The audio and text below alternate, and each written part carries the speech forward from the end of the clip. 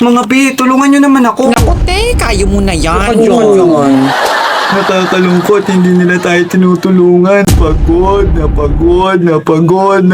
na tayo. Nakakainis, bakit kasi tayo naging leader? Ang gusto lang naman natin maging member para wala tayong stress. Nakakaboring ng gumawa. May naisip ako, gayahin na lang kaya natin sila para one for all for one na babagsak. Iyo, nakakadiri, gagayahin natin sila. Eh, hindi naman sila naliligo. Like, girl, yucky.